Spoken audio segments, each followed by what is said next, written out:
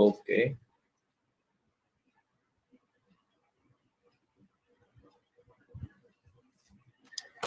So, good evening to you all. My name is Ravi Rana, and today we are here to talk on the day 5 of Machine Learning Tech Drill by GDG Jalandhar.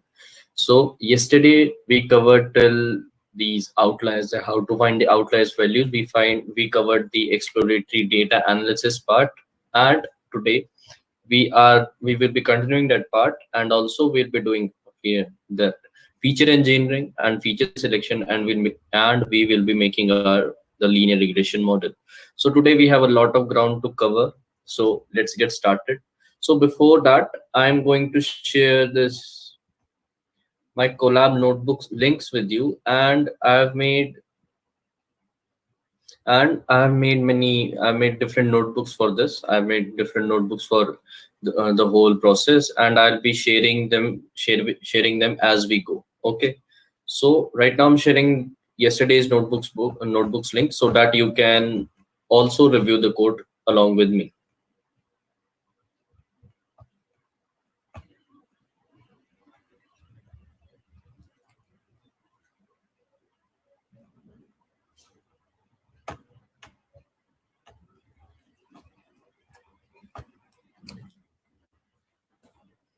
So I've shared the notebook link.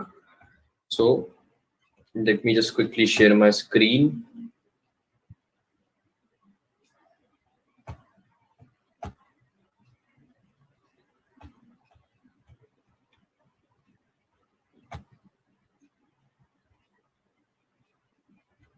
Okay, so for outlier concept, so you need me to repeat the outlier concept. So what are the outlier values?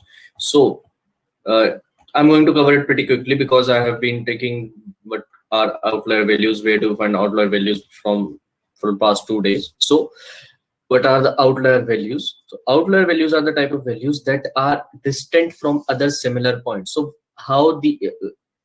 what do I mean when I'm saying that are distance from other similar points? So suppose you have a range. You have a range of values that lie from 0 to 10, and it is a rule. It is the rule of thumb while making the data. It is a rule that you have established while making the data that these values will only lie between 0 to 10. So suppose you encounter a value while doing feature analysis that value came out to be 15. So this data point is distant from the other similar data points. So other data points are well within a range of 0 to 10, but now this data point value is 15. So this value is called an outlier.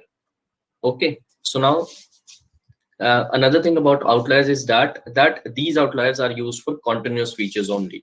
So why continuous features? I said because continuous features, as we all know, lies between a perfect range, lies within a range, and these features, when they lie between a range, therefore a value is an outlier if it doesn't lie between that range. Okay, and therefore discrete values do not have outliers because discrete values can be unique. They need not to lie within a range. So this was the outlier concept, and to visualize these outliers we used box plot. We used box plot to visualize these outliers, and before using the box plot, what do? We take a logarithmic value. We take the logarithmic value. We do perform log normal distribution for our data. So for performing the log normal distribution, as we have covered yesterday, what we do, we give the same thing, that we transform every feature to its log value, and we have covered it pretty nicely yesterday. So to transform that every feature to its log value, we'll using np.log function, and I'll be making a box plot value where columns are the features. So now you can say that why we need log value for finding outliers, because when you take log of these values can be a large scale. There can be a very large scale values while dealing with the normal data. So by doing the logarithmic value, you are transforming into a normal distribution. So when you transform continuous values into a normal transformation, normal distribution, you do that in normal distribution or Gaussian distribution, you make it. So they lie well within a range. We covered it yesterday that for continuous features, we removed skewness by performing log normal transformations. So after performing log normal transformations, what do? We see that we have outliers. We see, therefore, for finding outliers, for checking outliers, we use log normal distributions. Okay. So now I've plotted a box plot for this. So now we can see that these values are far from these values, apart from the common trend that most of the values are here, but this value is here, and most of the values are here, but this value is here. So we are able to find that these values are the outlier values. So now, are we clear with the outlier value? Shall we go to the categorical features? Quickly, yes or no, because we have a lot of ground to cover and I need to complete it today. Otherwise we'll be well adrift of the agenda. Okay. So now, what are the categorical features? So categorical features are those type of features that contains an object value. So what is an object value? Quickly, anyone in the chat box, what is the object? What are the object value? Alphanumeric. Okay. Date is a temporal value. Date is a temporal value. We have already handled temporal values. Yes, string, exactly. The string values are type of the object value. So categorical features are the type of features that contains in which the values are in the form of a string. Okay, that lies in string range, that they can be string, they can be alphanumeric. For that, those type of features are called categorical features. So what are categorical features? The features which have categories in it. So suppose, let's take an example. So suppose we have an example that you have a class and we have two genders in the class, that is male and the female. Okay, so there are two categories only where the students can belong. A student can be other male. In this class I'm talking about, in this class we have many genders, but in this class we have only two students and belong to these two genders. Okay, so these are a student can be either be a male or a female. So we have two categories. So the features that have categorical values in it are called categorical features, where your variables have some categories, where the value have some categories are called categorical features. Okay, are we clear with what are categorical features and how we are finding them?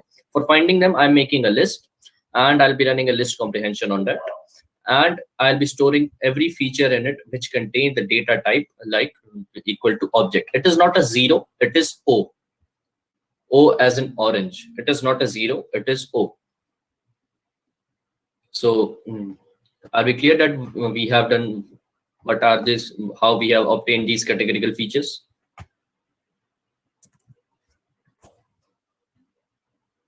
I'll be giving it a video. Given errors. Let me run this notebook. I'll be needing to run every cell for it now.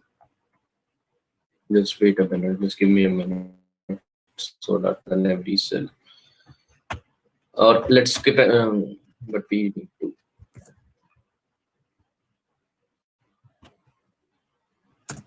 Just give me a minute while I run every cell again.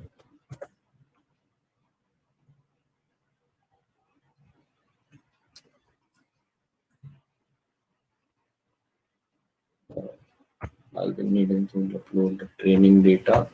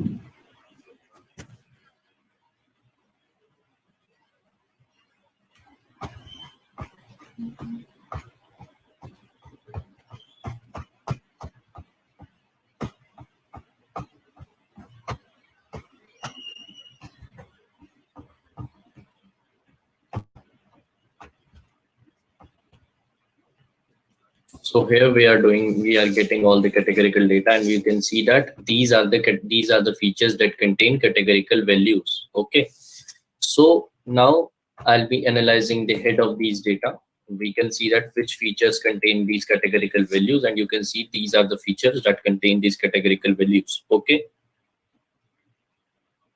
am I clear that how did we find the categorical features? So now let's check that how many features that how many categories are there in every categorical feature. So we all understand in categorical the features which contain categories are called categorical features. But now we need to know that how many categories are present in each feature. So for that, what we'll be just traversing over these categorical features, and we will be checking the length of every unique feature, that how many unique features are present in this feature. Okay, so as now we can see that there we have these number of features, these number of categories for these features. Okay, so you can see that neighborhood have 25 categories, exterior first have 15 categories, exterior second has 16 categories. So we have now extracted all our categorical data. We have checked how many categories are present there. So now let's do this. So now what we are doing, we are analyzing these categorical features in accordance to our sales price. So as you must have been remembered from the previous day, that we group every feature with sales price to check that how it is affecting our how it is affecting our target variable. So now we are seeing that how every category is been affecting on our sales price. So for that, in MS zoning, we can see that in MS zoning we have 20 when we have category is FV, it has the most highest selling price. When the category is PAV in street, when the category is PAVE, I don't understand what it might be, pavement. So the selling price is high. So we can analyze that it for every category we have. So for every category in every feature, we can analyze it. So it concludes our feature analysis part. To sum up, for first of all, let me know that if you have any doubt in categorical variables,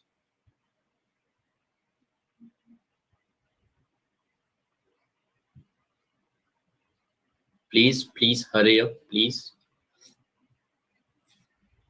Sir, as O for object values, any other shorts?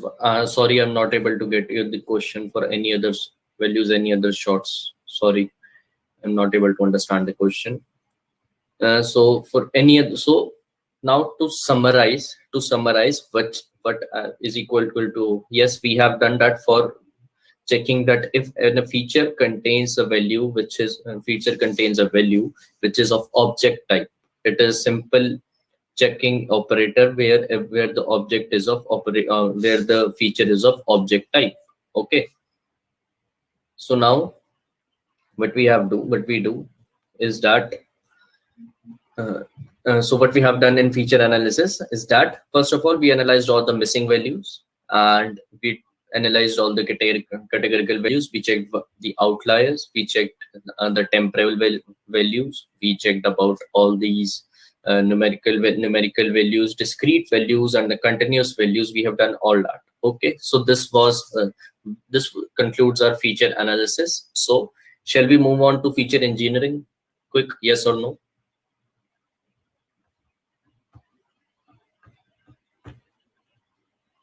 Okay, so let me quickly share that Let me quickly share that notebook with you all. Just give me a minute. Let me just share that notebook with you all.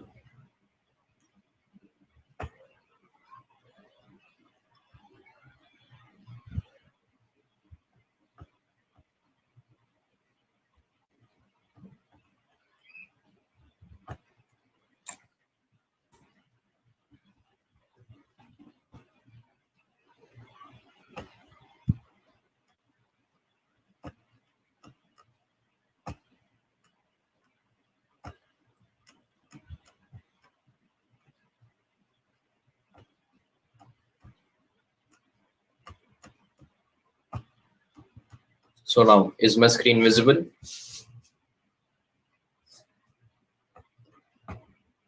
Okay. So what is feature engineering? In feature analysis, we analyzed our data. We analyzed how this data is spread, how the data is distributed among different categories in different features. And in what feature, we analyze the missing values, we analyze number of continuous features, number of discrete features. So now in feature engineering, what we do is that we use that data, we use our analysis that we have done in the previous step and eradicate the inconsistencies present in the data. We eradicate the inconsistencies that are present in our data. We remove all those missing values. We'll transform those categorical features into mathematical numbers so that our machine learning model would help it understand it. Okay, so this is called feature engineering. So shall we begin with feature engineering?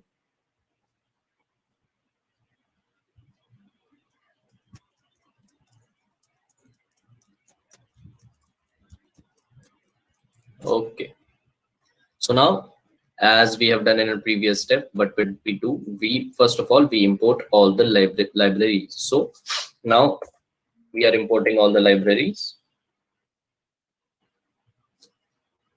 and I'll be loading this data set in my data frame, which is called data set. Okay, so pretty simple step. So what it is doing, that it is a linear, it is a function that we used in scikit that distributes the data for us. So we'll not be doing it right now. We will be taking it up in feature selection part. Okay, so don't worry about it. So now missing values. So what we encountered missing values, yes or no? That what are missing values? Not a number values, the values that are missing from our data. We encountered missing values. So now what did I do?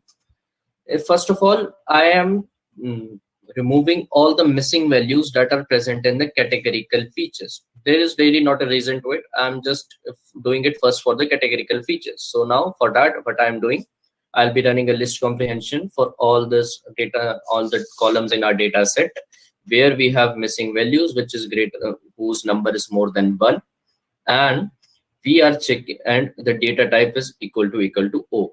Okay, so and also I'll be analyzing that how much missing values are present there. So how much percent of missing values is present here. So let's quickly run it. So now I'm getting that in LE 93% values are missing. So it might be easier for you to understand now, given that we have covered it in our previous session. On yesterday we covered everything about how we are capturing these values. So now let's come into feature engineering part. So in feature engineering, what we do, so now we are replacing all those values which indicate NaN with a number, with a label called missing. So how we are going to do that? We are making a function that is called replace categorical features, and we are passing the data set and the whole of the data set and the features that contain missing values that we have analyzed in this step. Okay, so now we are making a copy of the data set. I'll be telling you why still we are making a copy of the data set. So now we are returning what I'm doing in this function in this data set, which I've just made the copy of, the features with NaN, where all the features that have NaN values. I'm making another feature. What I'm doing is that I'm using a function called fill NA. I'm using a function called fill NA. and I'm being filling it with, I'm filling it with missing. Okay, so now I'm filling this function with the missing word. Okay, so now let's do it in our data set. Let's do it for our data set. Is that for data set? Okay, guys, just one thing, guys, when just please understand when I'm sharing something with you. So I could have I could have done this later on, but please, for your own sake of understanding, just have some patience. Okay, I'll be making it public. I'll obviously I'm reading it. I'm using a double display. I'm reading all your comments, but I'm not responding because I am in the middle of something. So please have some patience. Please listen. You might miss something important. Okay, so here you go. Just let me copy that link. I didn't copy it.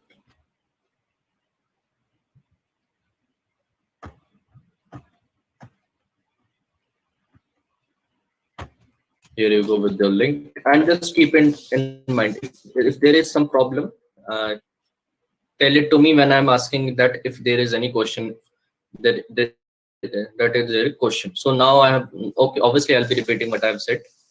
So for this, what I'm doing is I'm using a function that is called replace categorical features. Okay, so I'll be doing a function that is called replace categorical feature, and I'll be passing two data set. I'll be passing two parameters in it. I'll be passing my data set. I'll be passing my features underscore nan. So for first, what will I do? I'll be making the copy of the data set. I'll be making a copy of a data set, and I'll explain to you why I have made the copy of this data set. So now the data on features underscore nan, I'll be changing this features underscore every feature that contains a not a number value, that contain missing values. What I'll be doing, I'll be using the function, I'll be using a pandas function called fill any, and I'll replace it with missing. Okay, I'll replace it with missing. So earlier in our data set, wherever it said NaN, it will now say missing. So what I'm doing here is, earlier we had something called NaN, that it is not a value, but I am just replacing it with missing. Missing is something, missing is pointing towards something. Okay, missing is not undefined. NaN is undefined, that we do not have any value for that. So I'm replacing it with missing. So now I'll be returning the data, and now I'll be returning the new data that we have formed, where every feature that contains missing values is replaced, and every feature that has a missing value and is replaced by the term missing. Okay, so now I'll be returning data. And so now just pay attention to why I have been returning data. Why I have returned data is that I'll be replace categorical feature. I'll call my function that is called replace categorical feature that I have defined here, and I'll pass my data set and features NaN, and it will return to me data. And now what is my data set? Now what does my data set points to? Now what is the value of my data set? So now the value of my data set is this data. Okay, now the value of my data set is this data. It is overridden by the data where we have replaced all the missing values. So now what do? We analyze all the missing values. We analyze the number of missing values now present in our data set. So for that, we'll do what we are doing earlier, is that data set features underscore NaN, where is null, just return me the sum. And you can see that where the features were earlier NaN, where the features were missing, we replaced it with, where the features were n not a number, we replaced it with missing. And now we have 0 missing values. We can easily handle missing. Missing can be a category which we can ignore, but not a number was certainly going to be a problem for us. Okay, so now is it clear that how we dealt with missing values? Just quick yes or no.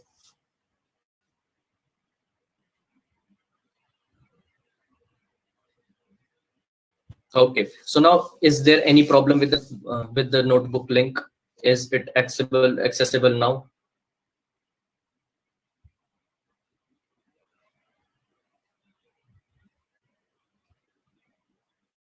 Okay. It is not downloadable. So why do you need to download that notebook? If you download that notebook, you'll have to configure everything to run in your local environment. So just study it on this over the collaboratory, and you make your own thing. You make your own notebook. You make your own. If you want to work locally on your machine, you make your own new Python file and start from that, from where we can get the dataset Kaggle. Yes, I have earlier yesterday I shared the link for the dataset. I'll be sharing it again. I'll share it again. So now, just for now, let's go back to our feature engineering part. And now we can see that what do we see here. So now I have called the head of the dataset. So earlier, if you remember, we have a number of NaN values in LE. And now what does it say? Missing. So we have handled all our NaN values. So now we have handled all the categorical values. Well, we handled all the categorical values which contained missing, which contained an NaN value and replaced it with missing. Now let's go back. Let's go back to numerical values. So first of all, we do the same thing as we did for the categorical values. Is what do we do? Now I'll be running a list comprehension where there contains numerical values, but the data type is not an object. And if a data type is not an object, obviously we saw yesterday that it will be numerical. And I'll do the same thing. I'll check the percentage of missing values present in the numerical values. And I've stored that all the numerical value, all the features that contain numerical values in numerical with NaN list. Okay, so now we only have 3 features that contain numerical values, and the percentage is very less. We can see that. Okay, so but we have to take care of it. So that for that, to remove the percentage, to remove these small percentages of missing values, what do? We replace all our features in numerical, all the features that contains a missing value in numerical features with the median. All the values which is not a number, we replace it with its median, with the median of the total of the feature. So that for that, what we will do now? So for that, what we will do now is that again, we'll use a for loop. We'll iterate over the whole of our numerical features, and for that we're using feature and with numerical feature. What will I do? I'll calculate the median value of every feature. So now what we are talking, median value of MSM subclass, median values of lot frontage, median values of all the features which contains number, median values of overall quality, all the 1480 data points that we saw yesterday, median of all these data points for a particular feature.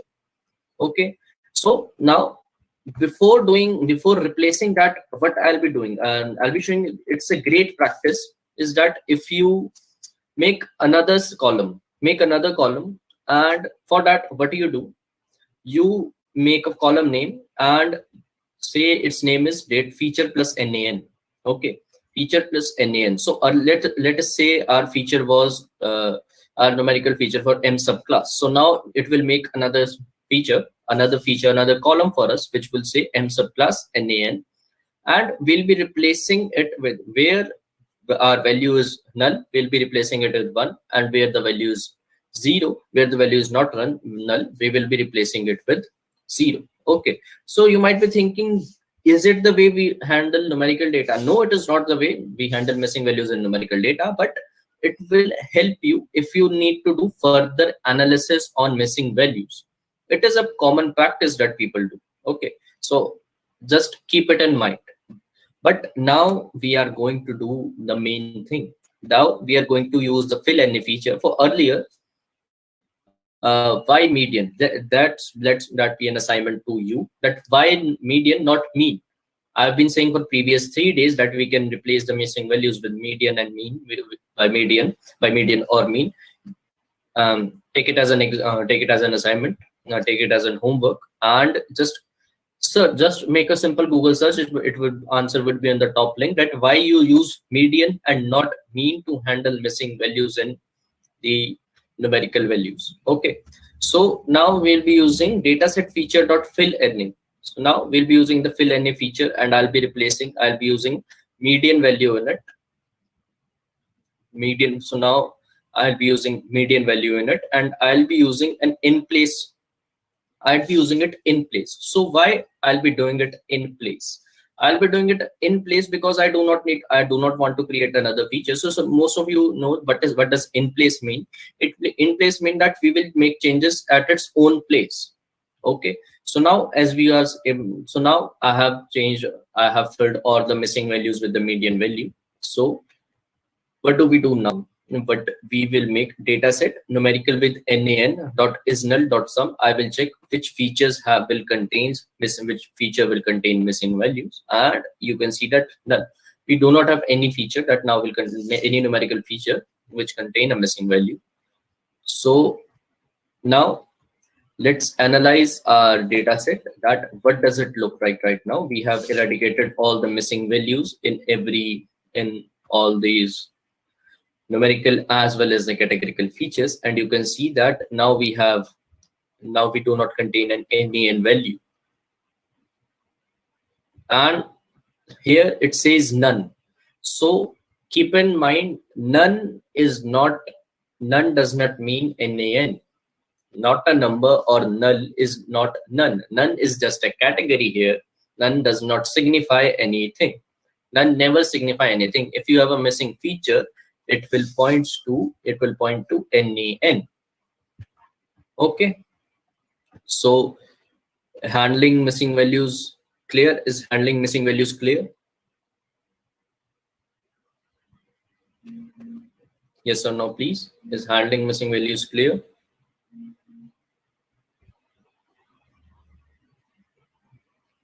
Okay. So now let's get back to our temporal variables. So we saw what do we mean by temporal variables. So temporal variables are those variables which contain date or time feature that contain date and time variables. So earlier we made list comprehension for every feature that was a temporal variable, and we got these 4 features actually, that is year sold, year built, year remodification added, and garage year built. Okay. So I'm not exactly making this list comprehension again, because these are just 4 features. We have just written it again. So I'll be traversing over this list, and for every feature what we'll do. So what did we did yesterday for analyzing? We subtracted every feature from the year sold. So now what did we get? That now for data feature in dataset year sold minus dataset feature. So what does it mean? That for dataset of year built now is dataset of year sold minus dataset year built. So year sold minus year built. So what is year sold? What does this indicate? I told you yesterday, and I'll be repeating it again. That now, so why do we do it? We get a number that is easily believable. So suppose a house was sold in 2010 and it was built in 2006. So 2010 minus 2006, what value it will give us? Simple maths, guys. What value it will give us? 4. Yes, exactly. So this would be the age of the house. This would be the age of the house. Yes, exactly, Naveen. This would be the age of the house. That now year built signifies that how much older our house was when it was sold, and similarly for year remodification added and year garage built.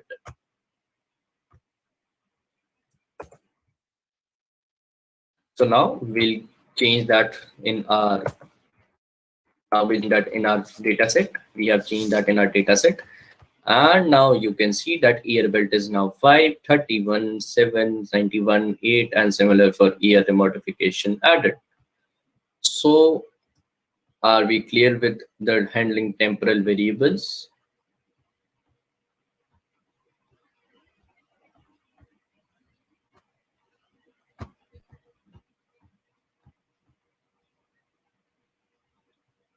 So for numerical variables, we will we will handle we will perform log normal distribution. For numerical variable, we will perform log normal distribution. Okay, so for do that, let's first analyze our numerical variable. We'll see that this is a dataset.hit, and I'll be using numpy for that, and I'll load all my numerical variables in this list, which is called numerical features. And I'm saying for feature, in every numerical feature, just perform log of that feature. Okay, I'm running this. I simply run this model. So now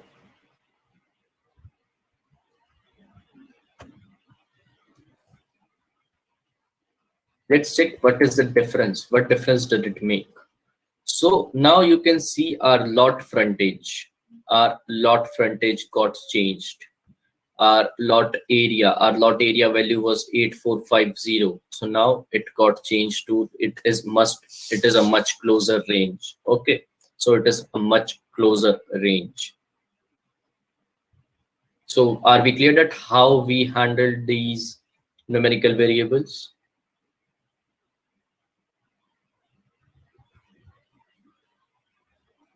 I told you yesterday that we perform log normal distribution in it. So are we clear with it now? That how did that? It was the same thing we did yesterday. We just perform a log normal distribution. We just took log of those features. So are we clear with it? Shall we proceed ahead? Please, yes or no? Shall we proceed ahead?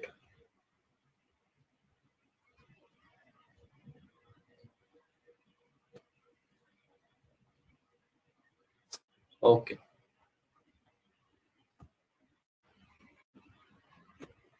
So now a new thing for you, that now we'll be handling rare categorical feature.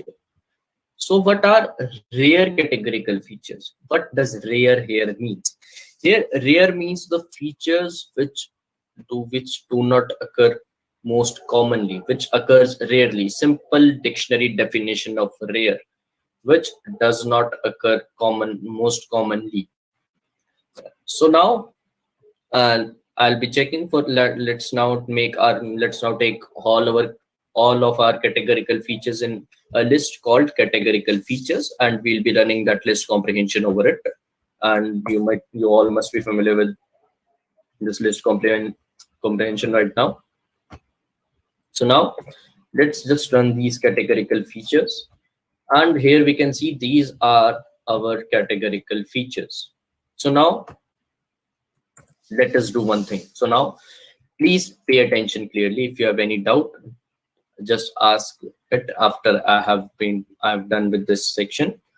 Please listen carefully. So now what I am doing, I'm just declaring that a category is a rare category. A category that is a category does not occur commonly if it occurs less than 1% time. If it occurs less than 1%, that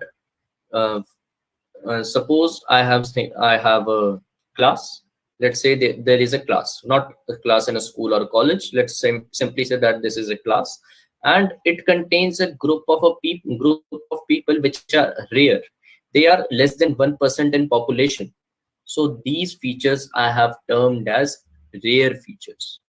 Okay, so these are rare categorical features. So quickly, are we clear with what are rare categorical features? The categories which are less than 1% in number. Quickly, if we are clear with it,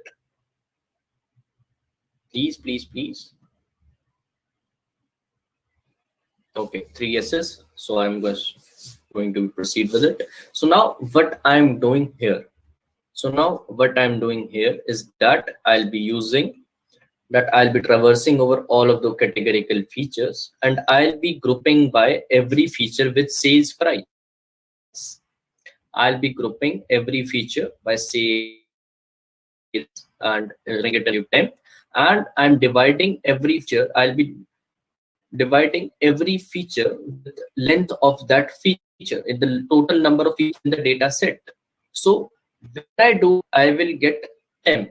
So what does temp now means? Temp gives us the view of how much percentage time, how much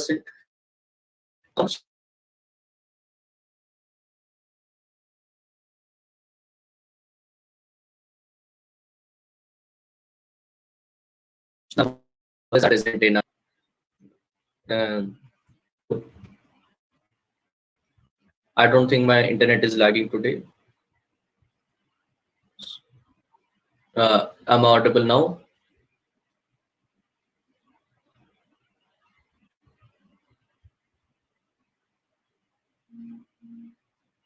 Okay, so just one thing. So in categorical features, what I am doing, I am grouping every feature. I'm grouping every feature by sales price, and I'm counting the number of time these features are present in these data set, and I'm dividing it with length of data set, that I will dividing it with the total number of data points that is present in our data set. Okay, so what will it give us? It will give us a variable value, that was temp. And what will temp signify? Temp signify that how much percentage this value is present in our data set. So in real world, let's take an example of it. And suppose in a real world, what does happen, what does it happen, that if we have some data, and we need to check out the percentage of how much time the percentage of how much time, how much number of time these these particular data is present in our whole, present in whole of our data set. So what do? We we make a sum of all this data. Make a sum of all this data. Let's say we have a sum of the total number of apples that is present in a basket which contains apples, kiwis, and oranges. Okay, so now what do we do? How will you count the percentage? Is that you will add all these apples and will divide it by total number of fruits that are present in this basket and multiply it by 100. So now we are not multiplying it by 100, but if we do, you can see that I have given the threshold index of 0.01. So if I'll multiply it by 100, what will it give me? 1. So why complicate things when you are able to understand it that way? So now in temp, I have the percentage of the occurrence of the feature in our data. Okay, of the occurrence of the category in our data set in all our categorical features. So now I'll be checking if that feature occurs more than 1%, then I'll be storing it in our temporary df, in a variable called temporary df. We'll be storing that index in the temporary df. So all of you must be familiar with index. What is index? We'll be storing the index of that feature that is available more than 1%, is more than 1% number of times in index. So in a temporary, if the number, so let me just phrase it again. If a category is available more than 1% of the time, so it is not rare, and we'll store its index in this value, in this variable. So now we have this. So now what will we do with this? So now in our data set, we will replace the feature. So we will use np.where function to replace dataset feature, where if the feature is in temporary df, we will use that feature, and if this is not present in temporary df, it means that this is a rare value and we will replace it by rare var. Okay, so now am I clear with this rare values in the categorical features?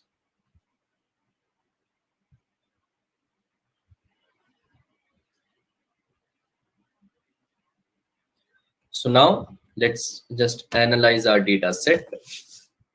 We'll be taking 100 data points, and rare values might be difficult to spot.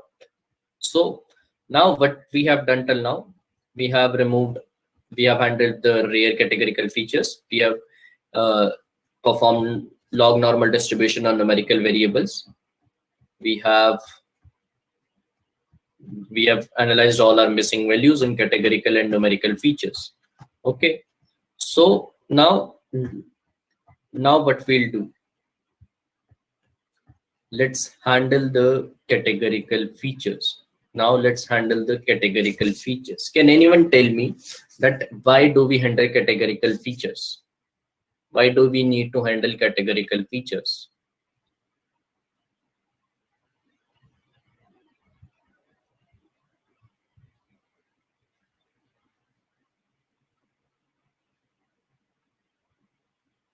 Can anyone tell me please in the comment box that why do we need to handle categorical features?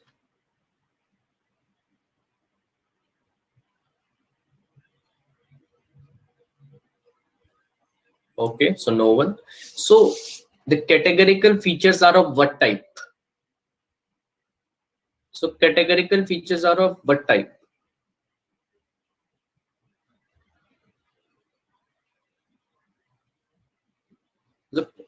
Yes, the categorical features are of string type or of object type. Okay, so now we have so is your machine learning model your machine learning model would be able to understand but that the difference between is will be able to work on the categorical values?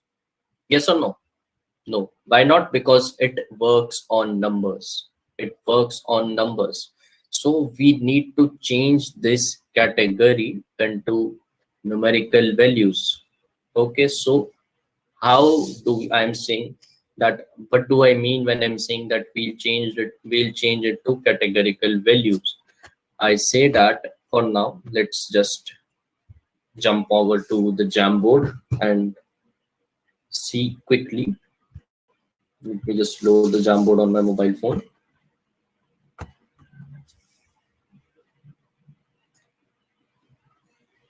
So for categories, let's suppose we have a feature. Suppose this feature contains values that this contains 3 features, 3 categories. Okay.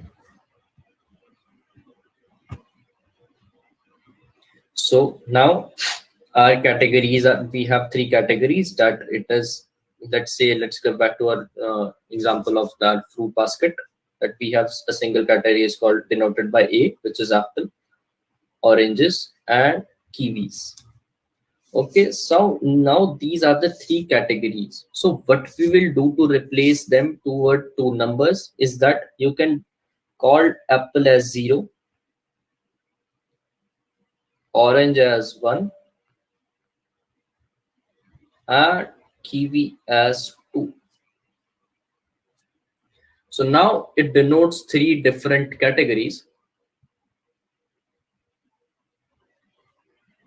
It denotes 3 different categories, but all these 3 categories are now converted to numbers.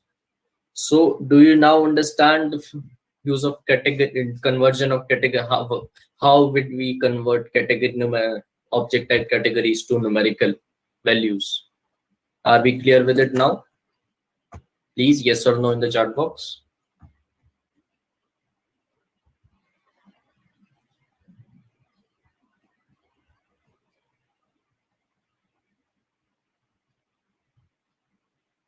Okay, so now what we'll do for that, it is a complex process. So there are many ways that you are available, that you can do, that you can convert these categorical features into numerical features. We have something that is called a label encoder. A label encoder or one hot encoding, but we are not going to use it here. It's more of a complex function that will let you know that how it is working in the back end. So another thing for your assignment, read. Do not think it's highly up that I have to implement it now. Just read about what is one hot encoding and label encoding. Okay, that what does label encoding mean, what does one hot encoding mean? Okay, so shall we start on this? So what will I do? I'll be running a list comprehension on categorical features. So I'll be grouping each categorical feature with sales price, and I will be finding the mean values, and I will be finding the mean of it.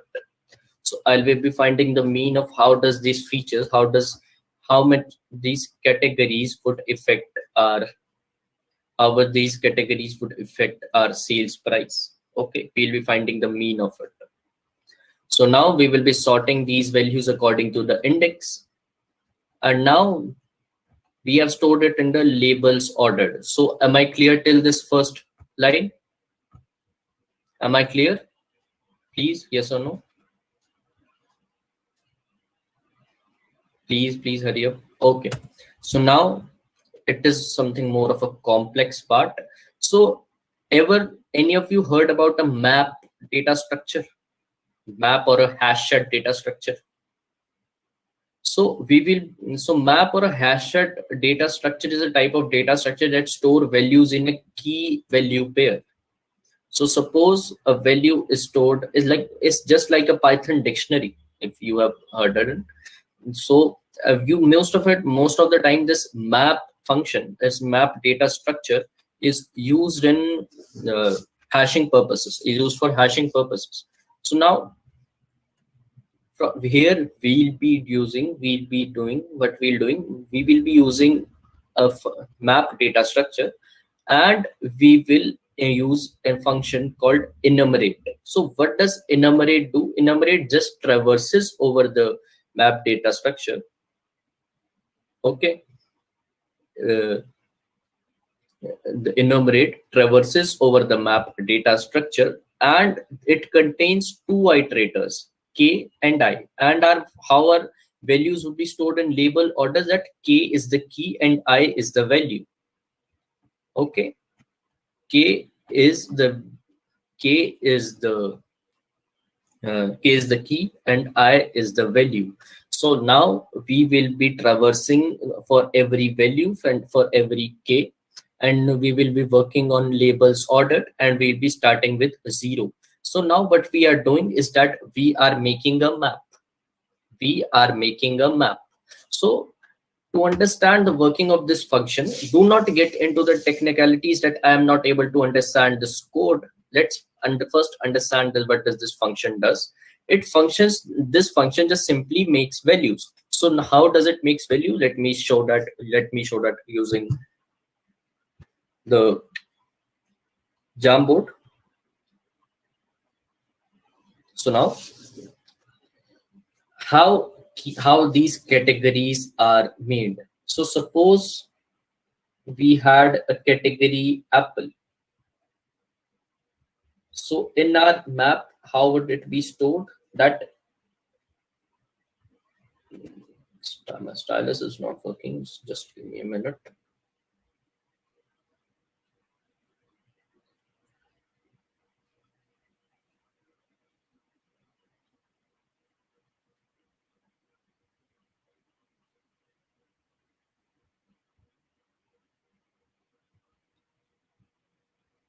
Let me give you an example. So now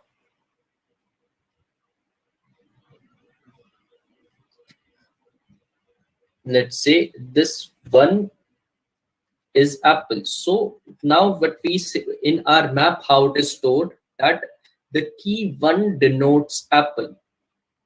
Okay, that key 1 denotes apple. Please do repeat, please focus on this session. You will get all the recordings you want. Please don't spam this, and just let it just be.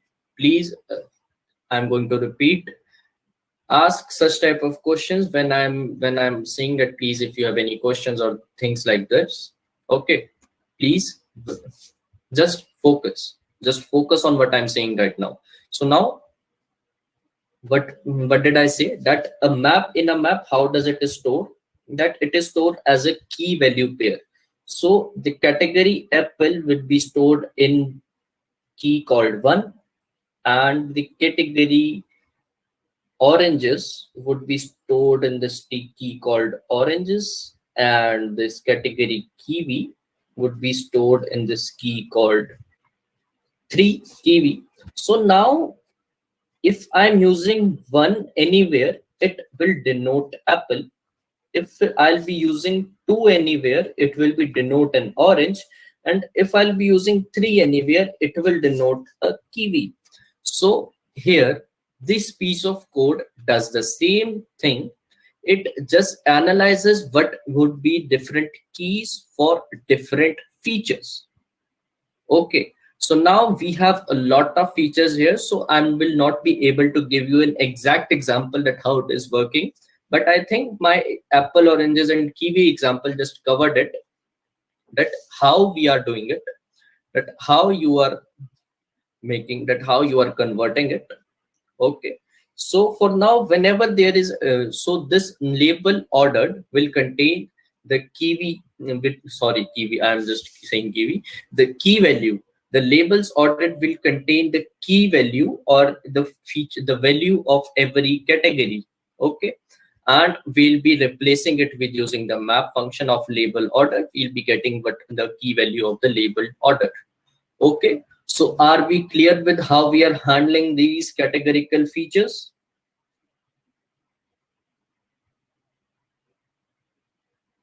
Isn't it quite amazing?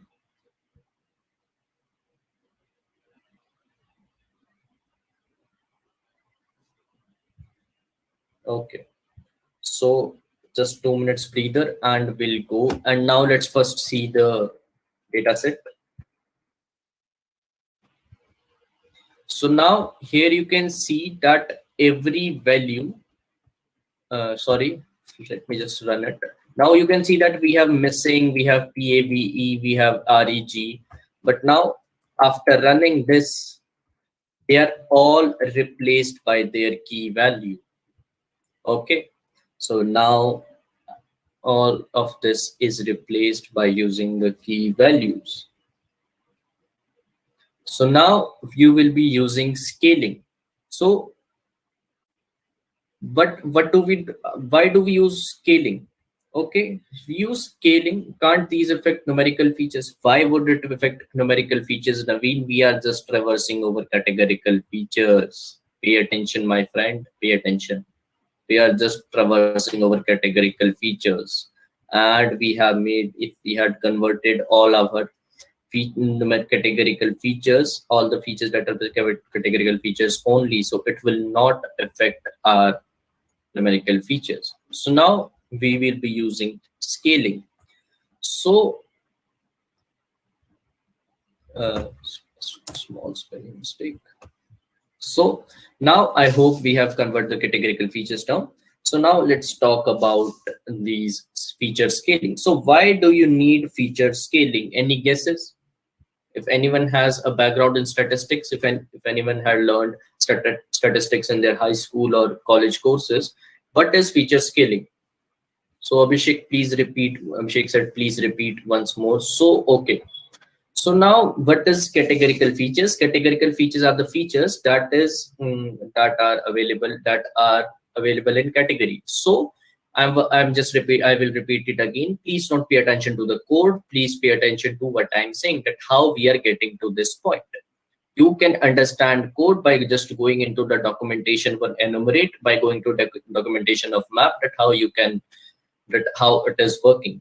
So let me tell you that how we are handling this. So first of all, we are getting the mean of every value, mean of every fee category that is affecting our sales price.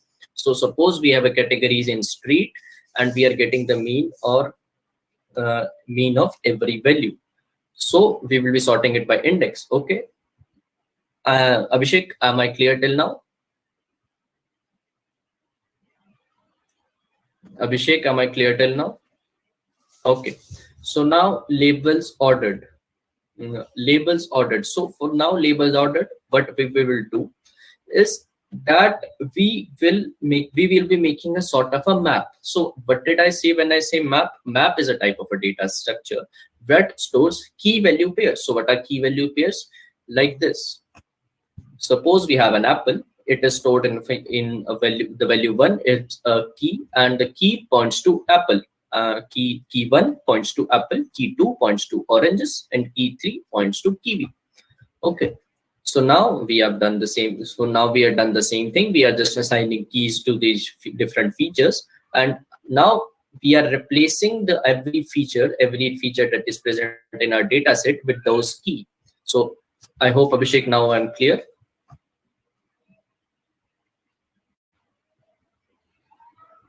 Okay, thank you, Abhishek, for replying. So now we will be undoing feature scaling. So what does feature scaling mean? Feature scaling mean normalizing the data.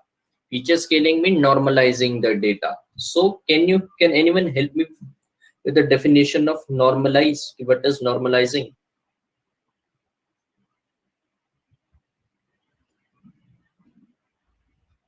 What is normalizing?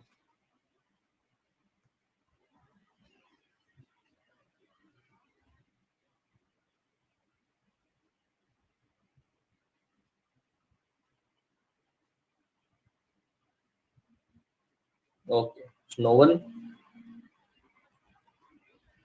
So first of all, scaling is used uh, in for normalizing, and for normalizing we have covered what normalizing it. Normalizing is making a range, the ranging towards uh, ranging a data, just as Shahrukh pointed that we will be creating a ranging. So we normalization is a process that we use for data preparation, and we will use scaling is that for that every feature, that every point, for that every numerical value that we have is under a common scale. Okay, so why scaling is that we use this because we want all our data to be similar, that for all our feature the data to be somewhat similar. It is not possible for all of the data to lie within a same range, but this data is somewhat similar. So let me just give you an example. While we are working with images, so while we are working with images and machine learning, so we have 255 pixels for every machine, for every image. So for to normalize it so that every feature for every image is somewhat similar, not exactly same but similar, that we work in the same range, we divide it by 255.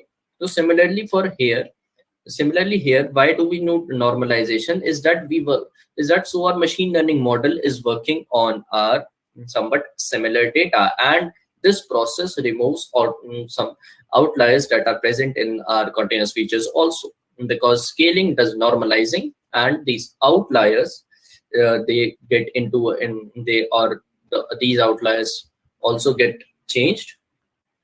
These outliers gets changed towards these outliers will lie well within our index bounds values. Okay, so am I clear with what is feature scaling? Please a yes or no, just quickly, because I want to cover this whole by 8:30 today.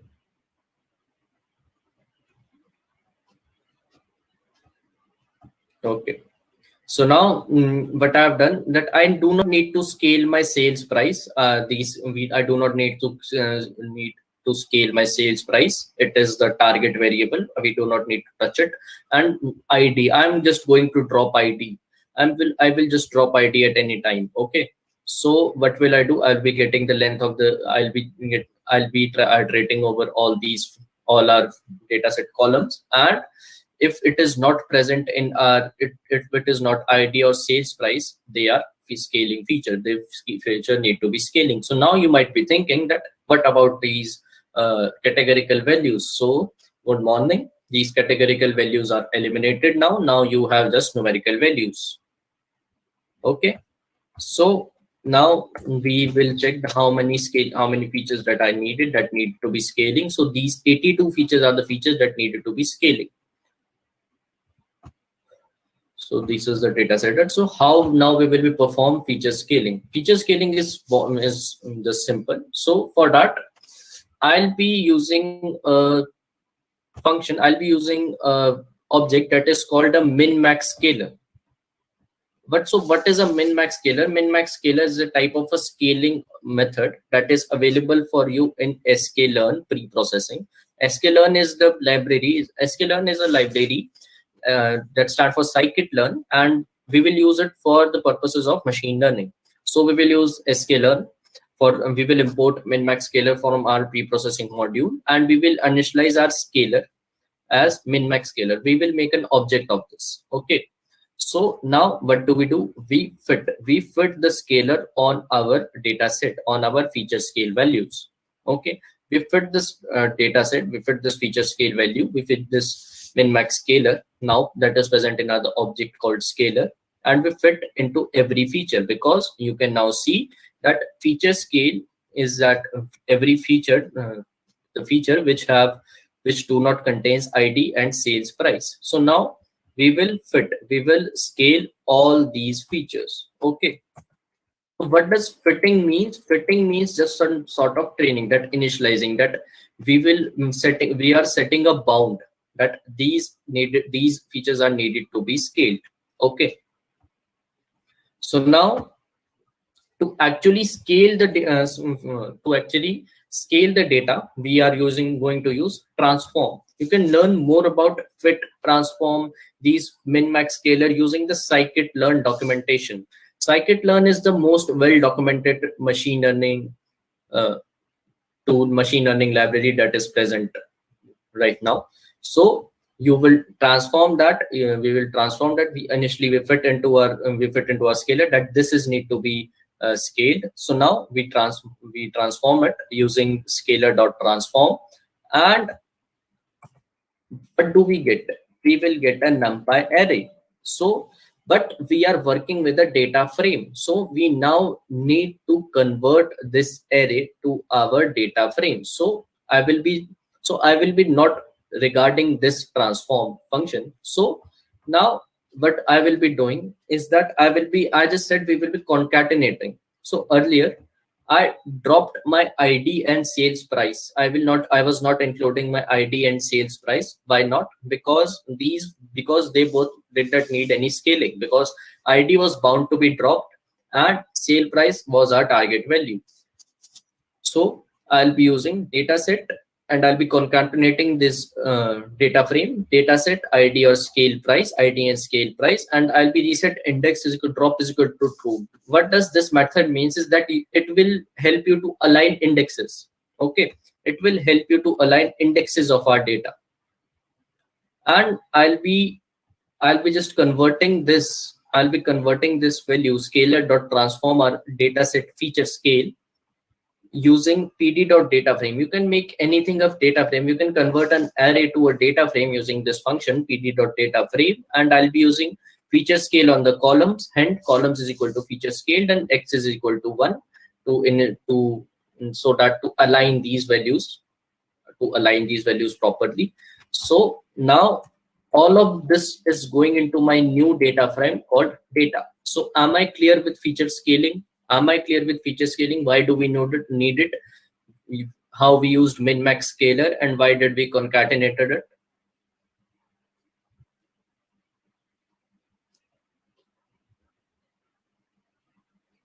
Okay, thank you everyone. So now let's analyze it how the scaling has worked for us. So let's analyze how the scaling has worked for us. So voila, we have now, so every value is now under a certain range that they are almost similar to each other. Okay, they are normalized, they are close to each other. So this is your data engineering for you. You removed all your outliers, you removed all your categorical features, you removed all your missing features, you transformed the data, you transformed your data into scaled, you performed normalization, you did everything, and now we did Mukul, we did data pre-processing. We have done data pre-processing. It's over. The data is much more consistent. It does not contain any missing values. It does not contain anything that we do not need. Okay. So now we'll be saving this data to CSV. data.tocsv. What does it means? That your data frame data is saved as a CSV file under the name of extrain.csv, and index is equal to false means I do not need a new index value. That just like I already have ID, I do not contain index value. Okay, so I made another data set that is called data.to csv, and it is called extrain, and it is visible now. So when you are done with it, just simply you can download it by the steps that I'm going to show and download. So voila, it's now done. It's clearly done. Okay, so we are done with feature analysis, feature engineering. Now moving on to the easy part. Let's do feature selection. So just quickly, let me share this notebook link with you, and we will cover the linear regression today, fingers crossed. Okay, so it was data analysis and data engineering clear to you?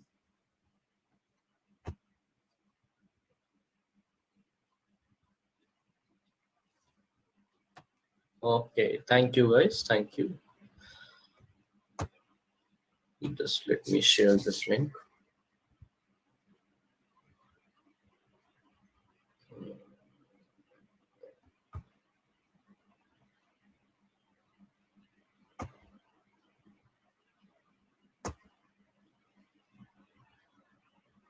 Yes, scaling is a bit confusing. Just read it about by scaling. Yes, just as I said that the do not run behind code. You can understand more about the function of the code in using the documentation of these libraries. You just go onto the documentation of sklearn, and you will be able to know the usage of this scaling and know how it is implemented through code, how you can better implement it, because there can be many implementation of the code, but the underlying concepts can be a bit confusing. But if you're clear with the concepts, code will come to you. So now let's do feature selection. So what does feature selection means? Feature selection means that we will be selecting only the important features from it. Only the important features. We have 83 features right now. We have 82 features right now, but more features lead to more confusion for our model. So let's select only important features from this. And we have studied a regression technique that helped us in extracting important features from our data. And what this technique was called? Lasso regression. Do you guys remember lasso regression? We had an awesome session about it. You guys were very much responding in lasso regression, and I think you guys are clear with the lasso regression. So this would be a piece of cake, and the code implementation is just as easy as the lasso regression was. So first of all, what we'll do, we will import all the libraries. We will import pandas. We will import numpy, we will import pandas for data frame manipulation, numpy for numerical Python, matplotlib for data representation, and from sklearn.linear model, we will import lasso. And we will import lasso because we are using lasso regression tools. And from sklearn.feature selection, we will import select from model. So for those of you who are in a bit of a tension that how the hell am I going to remember these sub modules that are present here, they will come to you by experience. First, the first step, as always, is learning the documentation, and by the experience you will remember. It will be stored in your muscle memory that I'm using lasso, I need to import linear model. Now I'm using select from model, so I need to import feature selection. So I'm going to set all columns to display at the maximum capacity. Okay, so let's import all of our modules. So is it clear that we have import lasso and select from model? Lasso because using lasso regression properties, and select from model because we are selecting the important features only. Are we clear? Yes or no? Please. Yes, thank you. So let's now upload extrain. Extrain was, if you remember, extrain is the data file that contain all our feature manipulation, that we have all our feature engineering we have done. All the feature engineering is stored in extrain. So now you're going to read the CSV file as dataset. In this dataset, you are going to read extrain.csv. Let's see the head that to check that we have. Yes, we have the proper right CSV file. So now what I'm doing, I'm checking a by train method. I'm defining by train. So what does by train mean? I will be working. I'm going to only select important features from this machine learning model. So the by train or our by train would be our sales price, and the sales price is our dependent feature. So let's extract it. For that, we will using by train is equal to dataset sales price. So running it, and we see the by train dot head. All the sales price is captured in a data frame that is called by train. Okay. So now let's drop our ID and sales price from our xtrain, because sales price is a target variable and ID is just index, and we do not need index numbers. So by train and index is clear. By train and xtrain function is clear. Okay. Now just we will use select. Now we will use the select for. We will select important features. Okay. So for selecting important features, we will be first of all, let's go with lasso. So what does lasso mean? What does lasso does here? Alpha is 0.005. So while learning lasso, while doing the mathematics of lasso, we encountered a variable. This variable was called lambda. Am I right or wrong?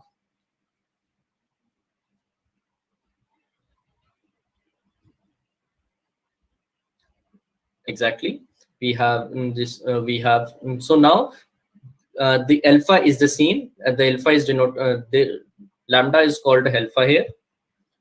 So now what is random state? So random state is the degree of randomness. Random state is the degree of randomness, how our feature is going to be selected. So we do not need any randomness. So I've added the random state into 0, and you need to remember to add degree of randomness. Okay. So we will apply lasso regression on it. For applying lasso, you will apply alpha, the constant variable, and the random state, and now you will use select from model. The select from model, the select from object, what does it does? Select from model uses selects important features. The select from model is the actual thing that selects important features. So first apply lasso regression, and then apply select from model. Okay. So this, all of this is stored in our object that is called feature select model. So whenever we will use feature select model, we will be doing this thing. We will be using lasso. We will be using lasso, and we will be using select from model. So again, what is lasso? Lasso is the object of our lasso regression, and here alpha is that lambda we all talked about. If you missed that class, I'm not going to repeat all of those things. Just go on and watch back the recording, please. And lambda is our alpha here, and as I said, we will select the lambda's optimal value, that it will be not 0, it will be not 1, it is 0.005, and the random state, the degree of randomness would be 0. Okay, we do not need any degree of randomness in it. So what is degree of randomness? That how much randomly the features are selected. We do not need any randomness degree. So we are applying. So this is how we import lasso, and this is select from model. So this is select from model is that it is an object, and it will select coefficient. It is the select from model. It will select your important features with the help of these lasso regression. Your lasso regression will help in decreasing the underfitting and overfitting. Your lasso regression will help you in do that, and select from model would get the optimized features. Okay, and all of this, it would be stored in feature select model. So feature select model is just like object. We will use this object whenever we need to select some important features from our data set. So am I clear now?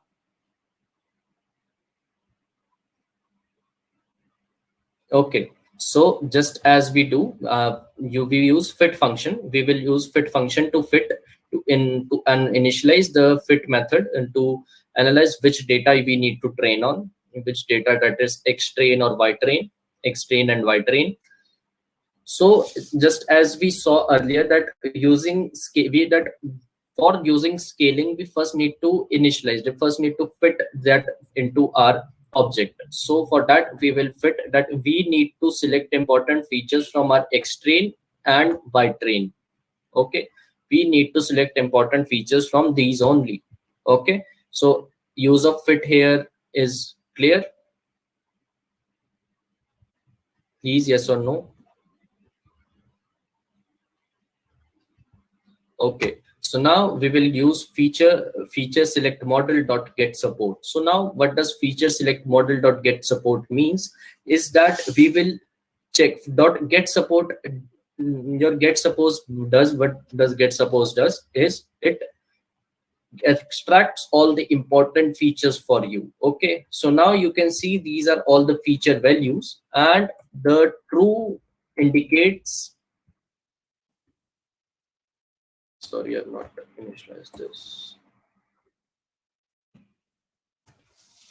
And the true indicate that this feature is important, and false indicate that this feature is not important. So dot get support is clear,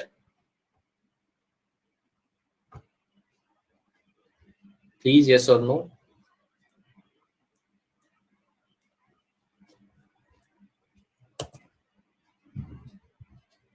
Okay, so now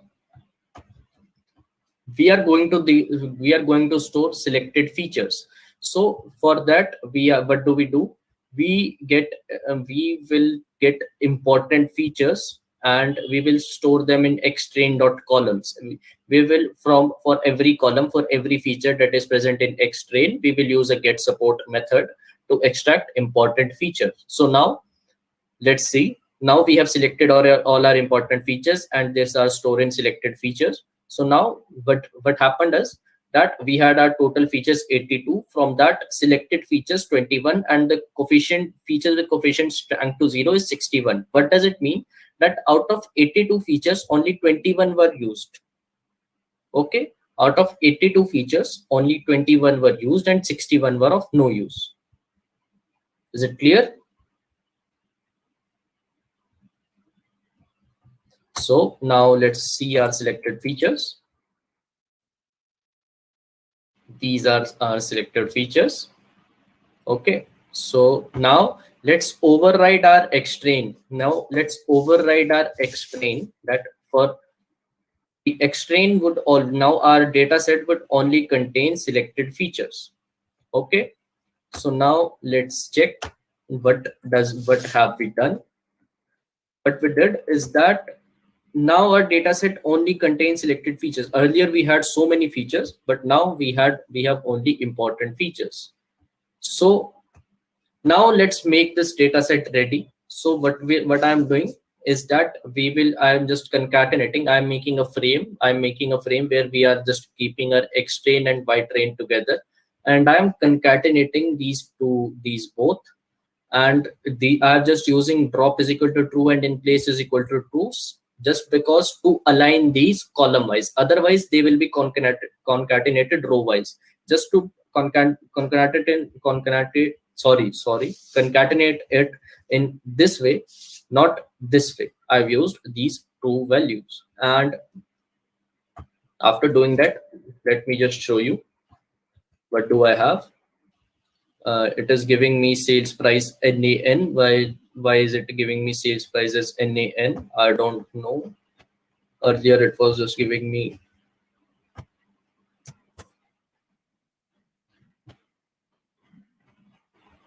the sales price values NAN.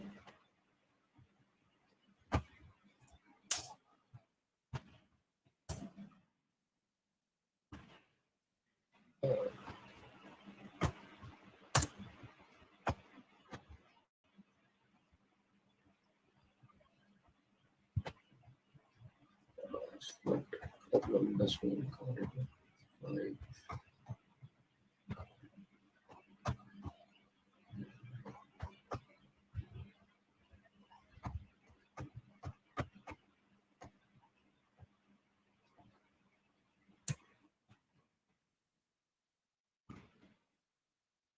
Just let me check my data set once.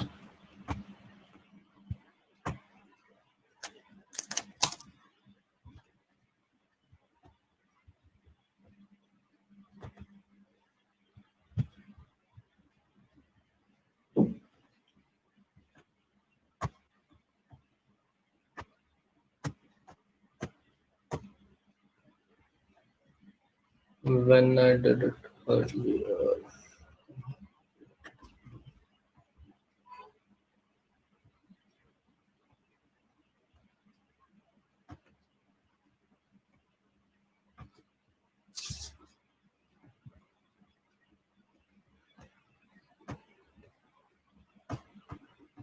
Earlier when I did it, I got I got okay values. So I don't know what's happening here.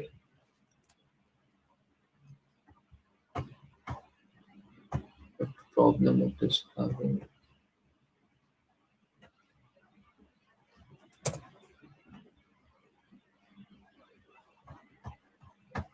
White train. So I'll debug this code and I'll be sharing it with you tomorrow, because I don't think my code here is giving any problem, because I've used the exact same code earlier, and it gave me the optimal values. It gave me the optimal value of sale price, and I've shown you this right now. So don't worry. So we will apply linear regression model tomorrow, and we will start classification just after that, because linear regression model is small. So I'll just debug it and show you tomorrow. Okay. So sorry for this problem. Sorry for the delay. And let's discuss about project tomorrow. Tomorrow, before starting the session, we'll discuss about the project. Okay. So thank you guys for joining. Thank you guys. So we will be covering linear regression, and we'll be starting with classification tomorrow. And thank you guys for tuning in. I hope you guys understood, and I'll be sharing these notebooks links, and I'll be checking this problem. Okay. Yes, Chandu, thank you. If you will remind me, thank you. So bye everyone. Have a good night. Okay, you can remind me. Okay. Bye everyone.